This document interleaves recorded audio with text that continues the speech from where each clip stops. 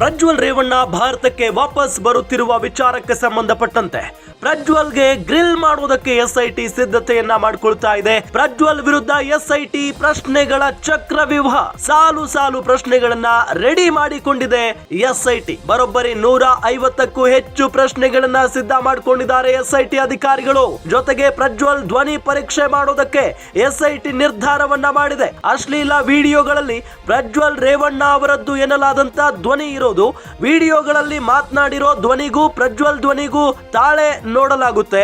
ಒಂದು ವೇಳೆ ಎರಡು ವಾಯ್ಸ್ಗಳು ಮ್ಯಾಚ್ ಆದ್ರೆ ಪ್ರಜ್ವಲ್ ರೇವಣ್ಣ ಅವರಿಗೆ ಸಂಕಷ್ಟ ಕಟ್ಟಿಟ್ಟ ಬುತ್ತಿ. ಪ್ರಜ್ವಲ್ ರೇವಣ್ಣ ಇಂದಿಗೆ 32 ದಿನಗಳಾಯಿತು, ಒಂದು ತಿಂಗಳ ಮೇಲಾಯಿತು ಅವರು ಭಾರತವನ್ನ ತೊರೆದು. ಇದಾದ ನಂತರ ಅವರು ಮೇ 31ಕ್ಕೆ ಭಾರತಕ್ಕೆ ಬರ್ತೀನಿ, ನಾನು ಎಸ್ಐಟಿ ಅಧಿಕಾರಿಗಳ ಮುಂದೆ ಹಾಜರಾಗ್ತೀನಿ ಅಂತ ಹೇಳಿದ್ದಾರೆ. ಹಾಗಾಗಿನೇ 150ಕ್ಕೂ ಹೆಚ್ಚು ಪ್ರಶ್ನೆಗಳನ್ನ ರೆಡಿ ಮಾಡಿಕೊಂಡಿದ್ದಾರೆ ಎಸ್ಐಟಿ ಅಧಿಕಾರಿಗಳು. ಸಾಲು ಸಾಲು ಪ್ರಶ್ನೆಗಳನ್ನ ಕೇಳಲಾಗುತ್ತೆ.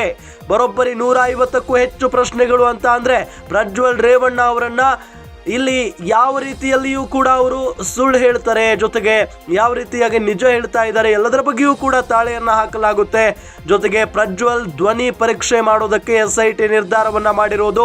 ಅಶ್ಲೀಲ ವಿಡಿಯೋಗಳಲ್ಲಿ ಪ್ರಜ್ವಲ್ ರೇವಣ್ಣ ಅವರದ್ದು ಧ್ವನಿ ಅಂದ್ರೆ ಅವರದ್ದು ಎನ್ನಲಾದಂತ ಧ್ವನಿ ಏನಿದೆ ಅದನ್ನು ಕೂಡ ತಾಳೆ ಹಾಕಿ ನೋಡಲಾಗುತ್ತೆ. ವಿಡಿಯೋಗಳಲ್ಲಿ ಮಾತನಾಡಿರೋ ಧ್ವನಿಗೂ ಪ್ರಜ್ವಲ್ ಧ್ವನಿಗೂ ತಾಳೆ ಹಾಕಿ ನೋಡಲಾಗುತ್ತೆ. ಒಂದು ವೇಳೆ ಎರಡೂ ವಾಯ್ಸ್ಗಳು ಮ್ಯಾಚ್ ಆಗಿದ್ದೇ ಆದ್ರೆ ಪ್ರಜ್ವಲ್ ರೇವಣ್ಣ ಅವರಿಗೆ ಸಂಕಷ್ಟ ಫಿಕ್ಸ್ ಅಂತಾನೆ ಹೇಳಬಹುದು.